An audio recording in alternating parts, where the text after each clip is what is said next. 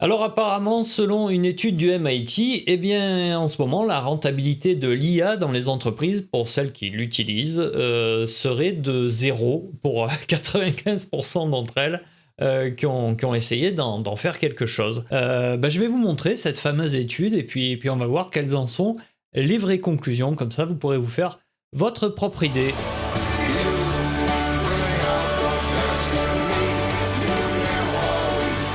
Snowball.fr. Alors je vous donne un tout petit peu de contexte, hein. Pour ceux qui me suivent sur la chaîne principale, j'ai fait une vidéo sur ce sujet-là parce que, en gros, tout le monde sait qu'il y a des centaines de milliards qui sont claqués par, en particulier Alphabet, donc Google, Microsoft, Amazon, Meta, et rien que cette année, c'est par exemple 400 milliards. Donc évidemment, c'est parfois de l'investissement de long terme, du data center qui sera amorti sur plusieurs années. Donc c'est pas de l'argent qu'on a besoin de gagner dès la fin de l'année. Mais il n'empêche que les investissements sont conséquents et qu'ils sont censés continuer l'année prochaine. Donc c'est des dépenses conséquentes et récurrentes. Donc va bien falloir qu'à un moment donné, si ces dépenses continuent, on vienne gagner environ 10% de ces dépenses. Ce qui ferait 40 milliards, et c'est justement le montant des projets qui ont été analysés par le MIT dans son étude. Donc on a une sorte de proportionnalité entre le retour d'expérience qu'on a sur ces projets et les volumes financiers qu'ils représentent, et quelque part un petit peu les rendements attendus quand on fait ce genre d'investissement. Et puis dernier point, voilà, il y avait toute cette histoire que je développe dans l'autre vidéo, donc vous pouvez aller la voir si ça vous intéresse. Il y avait ce côté qui relève des investissements dans les développeurs, hein. Il y avait eu une espèce de mercato dans l'IA. Zuckerberg, OpenAI qui se débauchaient des développeurs avec des primes à la signature, des packages sur 4 ans, des 250 millions par-ci. On avait l'impression que c'était Ronaldo et Messi transférés du Real Madrid au Barça et vice-versa. Enfin bon, bref. Mais Meta a stoppé ce délire. Et c'était concomitant aussi avec des déclarations de Sam Altman côté ChatGPT, qui commence à dire que voilà, les gens s'emballaient un petit peu trop. Voilà. Dans la bouche d'un mec comme Sam Altman, qui est là pour faire rêver, hein. Disons que vous connaissez le narratif, hein. Sam Altman vous dit l'IA va tout changer, tout comme Elon Musk, pour lancer 4 satellites et avoir des sous de la NASA, vous vend la colonisation de Mars. C'est des gens qui vendent la Lune, voilà, c'est littéralement ça. Elon Musk vous a vendu la colonisation de Mars. Alors ça ne veut pas dire que ça ne va pas arriver dans un futur lointain, mais c'est des gens qui ont l'habitude d'ancrer la perspective finale de ce qu'ils proposent le plus loin possible, voire dans un fantasme de science-fiction. Il faudrait déjà qu'on retourne sur la Lune et que ça se passe pas avec des appareils photo dans le désert du Nevada, quoi. Allez, je vous donne tous les tenants aboutissants de cette histoire d'études du MIT, comme ça, vous pourrez vous en faire votre propre idée, et vous allez voir qu'il y a des choses, c'est pas exactement ce à quoi les gens s'attendent. Donc page 3 et 4, là c'est l'histoire des 3 à 40 milliards de projets étudiés. Et ce qu'on relève au tout départ, voilà, ce sur quoi le MIT va mettre l'accent au tout départ, c'est cette histoire de 95-5%. Hein, donc on est sur un Pareto un peu agressif. Donc 95% des entreprises n'ont pas fait de bénéfices, et les 5% qui ont fait qui ont déployé de l'IA générative se sont retrouvés effectivement à avoir des gains de productivité colossaux qui ont justifié à la fin des résultats comptables bénéfiques aux propriétaires des entreprises. Alors de quoi on parle rapidement? IA générative, cette étude s'appelle, je reviens à la page, c'est The Gen AI Divide, la division de l'IA générative. Donc l'IA générative, c'est évidemment uniquement ChatGPT, Copilot, Grok, ces modèles de langage qu'on peut étendre à la génération de vidéos. On n'en est pas au niveau d'un feedback ou d'une étude sur ce qu'on appelle les agents. Voilà. On ne rentre pas dans le détail, vous comprenez de quoi ça parle. L'histoire, c'est que sur la page 5-6, donc on vous explique que ça a marché. Et où est-ce que ça a marché? Ça a marché médias, télécom, en gros les des gens qui écrivent des textes. Voilà, donc là, pas de surprise. Évidemment que ChatGPT fonctionne très bien pour écrire du texte. Je pense que jusque-là, pas de surprise pour personne. Donc on en arrive à la page 7, où on a les fameux mythes. Donc les mythes qui ont été débunkés par cette étude. Donc il y en a 5. Le premier étant que l'IA était censée remplacer la plupart des jobs dans les années immédiatement proches de nous. Ça, on ne parle pas du fantasme de Terminator dans 20 ans. Là, on vous dit que pas du tout. Voilà, il y a effectivement eu quelques conclusions sur les supports clients, tout ce qui est chatbot. Voilà, pas de surprise. Ça, évidemment, ça a fait un petit peu de dégâts. Mais il n'y a aucun consensus dans tous les projets qui ont été étudiés sur le fait qu'il va y avoir des changements dans les recrutements sur les 3 à 5 prochaines années. Encore une fois, ce sujet-là a très bien fonctionné dans la tech et les médias. Et là, dans la tech, on voit des 100 000 jobs supprimés en ce moment. Donc, il faut toujours différencier dans cette histoire les petits sujets où clairement ça marche, mais de ce gros fantasme où c'est censé révolutionner tout le reste aussi. Donc le deuxième mythe, c'est que l'IA générative devait transformer le business. Bon, mais c'est pas du tout le cas. Voilà, ça c'est la conclusion de l'étude. 95% des entreprises n'ont vu aucune différence. Le troisième mythe, c'est que ce sont les entreprises qui sont lentes, qui n'ont pas envie de se mettre à la page et tout. Donc ça, c'est absolument débunké par l'étude. La plupart des entreprises étaient extrêmement enthousiastes et volontaires pour essayer d'adopter cette fameuse IA. Et 90% des entreprises sondées ont très sérieusement exploré les solutions IA pour essayer d'améliorer leur business. Donc il n'y a pas de lenteur, quoi. Toutes les entreprises sont sur le sujet. Donc si on voit pas on a ChatGPT qui existe depuis 2-3 ans de manière utile et utilisable, et ça fait 2-3 ans que toutes les entreprises sont dessus, donc on devrait quand même voir des gains aujourd'hui qu'on ne voit pas. Et le point numéro 4, c'est qu'il y avait ce consensus comme quoi le plus gros risque au niveau de l'IA, c'était des histoires de qualité ou des histoires légales, etc., etc. On va revenir dessus. Alors qu'en fait, la plupart des gens se plaignent de quelque chose d'extrêmement simple, qui est que l'IA n'apprend pas. Voilà. Donc l'IA est intelligente, mais elle n'a pas de mémoire et elle ne s'adapte pas, elle ne devient pas un membre de l'équipe. Donc c'est comme, on reviendra dessus juste après, je vous lis le 5e. Le mythe était que les meilleures entreprises fabriqueraient leurs propres outils IA.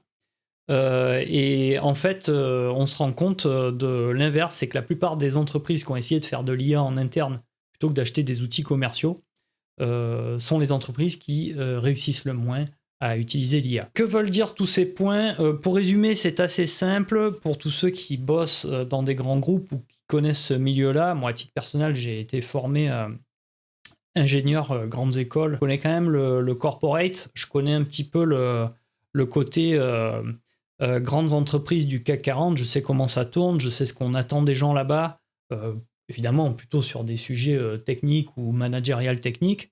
J'ai pas la science infuse sur tous les domaines, mais je sais ce que c'est un RH et je sais ce que c'est un service achat, etc., etc. Et il y a toujours une période d'adaptation quand vous démarquez dans une entreprise parce que il y a un premier point de blocage que ne peuvent pas connaître ces langages, c'est en premier lieu le jargon. Voilà, dans une entreprise, pour ceux qui ne sont pas au courant, dans les entreprises, il y a un jargon qui est délirant. Voilà. Et ça va au-delà du jargon du secteur. Parce que dans la banque, on va parler ROI, on va parler WAC. Mais ce que l'IA ne connaît pas, c'est le vrai jargon des entreprises qui ont des noms de projets, qui ont des numéros de dossiers. Et il y a des codages. Et il y a des services qui ont des acronymes, il y a des acronymes de 3 lettres partout. Enfin, bon, voilà, c'est totalement indigeste. Si vous êtes la personne la plus brillante qui soit au monde, quand vous êtes frais et vert, comme on dit, comme l'IA, et que vous débarquez quelque part, ce quelque part, même si vous êtes major de Polytechnique, est incompréhensible. Voilà, c'est aussi simple que ça. Donc le gros problème de ces IA, c'est évidemment quand elles sont commerciales ou quand on utilise du chat GPT directement, c'est qu'évidemment, elle ne va strictement rien comprendre à ce que vous faites dans votre boîte. Il va falloir lui apprendre tout ça. Et on en arrive au deuxième problème, c'est le problème de mémoire. Le problème de mémoire étant que si vous faites l'effort de passer 8 heures à lui expliquer tout le jargon de votre entreprise, l'organisation, le ci, le mi, le machin, en fait, la conversation, elle plante au bout d'une certaine longueur et vous devez en démarrer une autre. Et vous avez perdu tous les bénéfices de l'apprentissage à cause de cette limite, je ne sais pas d'où elle provient, côté OpenAI ou Grok ou compagnie, où vous vous heurtez à cette limite-là. Qui va déployer ces outils dans les entreprises? Eh bien, ce sont les départements IT. Voilà, hein. Donc, quand vous êtes dans une grosse boîte ou un gros groupe, vous avez effectivement le cœur de métier, mais systématiquement de nos jours, vous avez un département achat, un département RH et un département IT. Et ces départements-là ont tous des règles qui leur sont imposées de responsabilité, de légalité.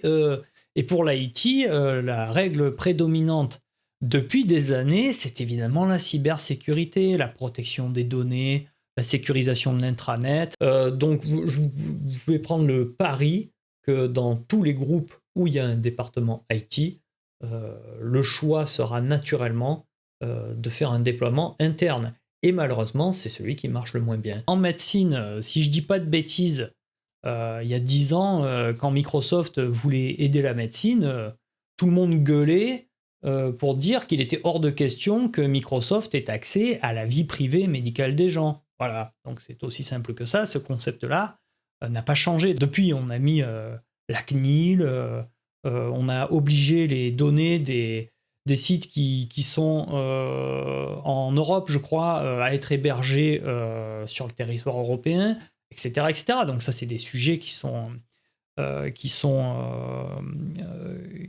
bloquants depuis très longtemps.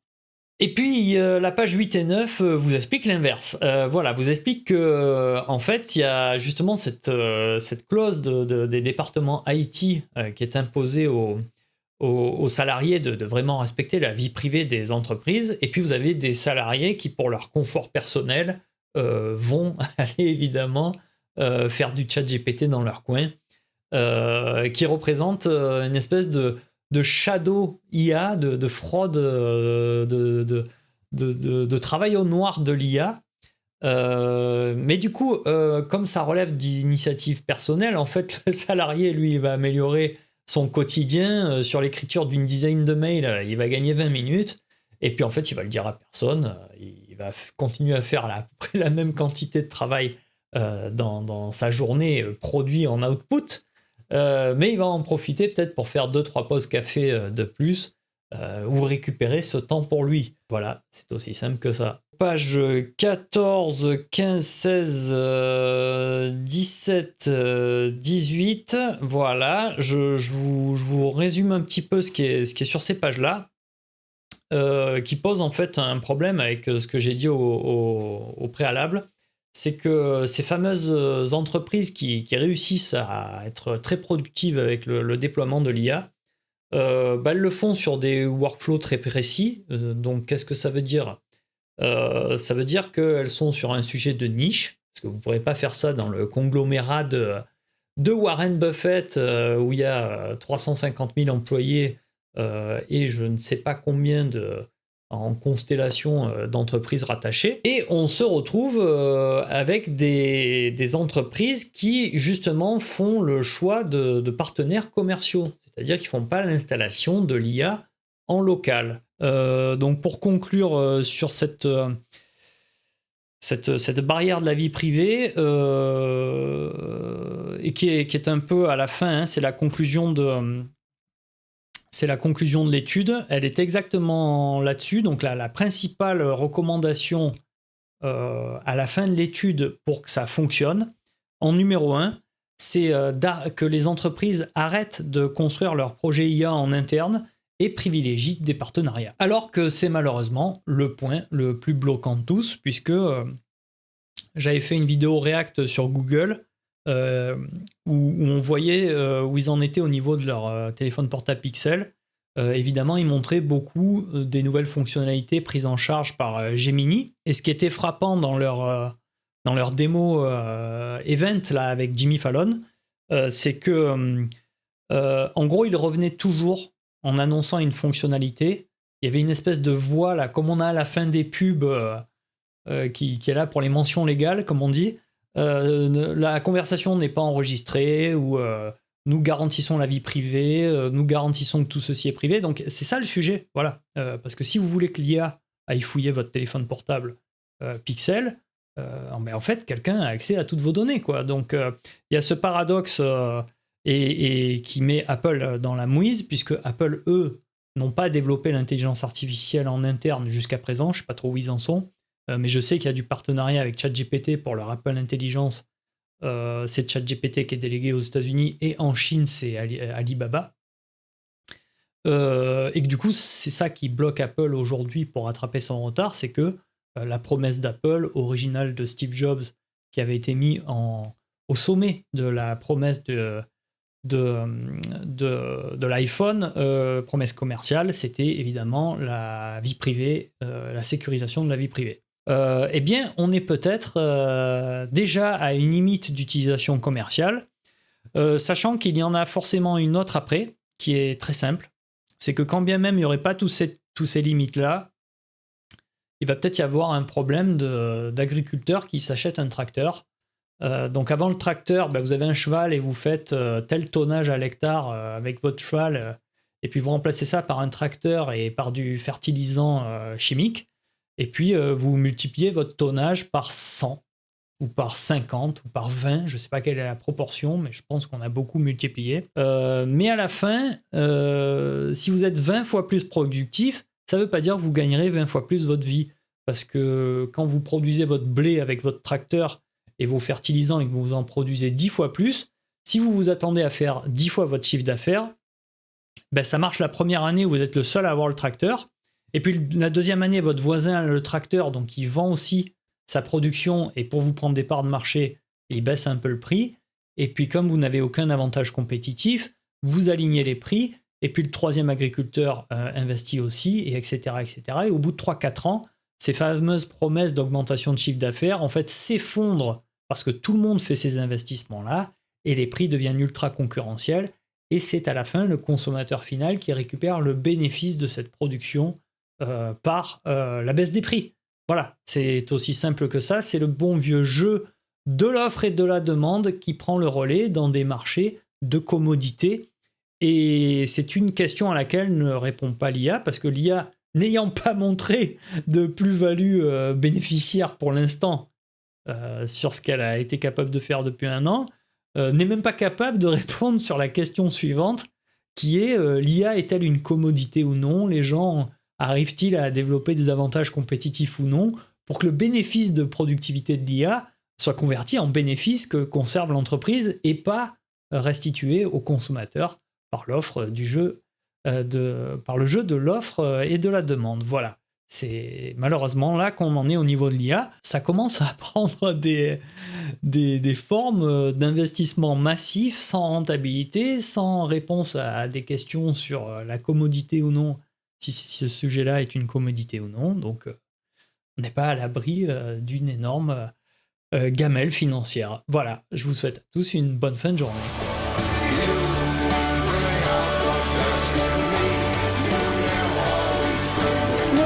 Snowball.fr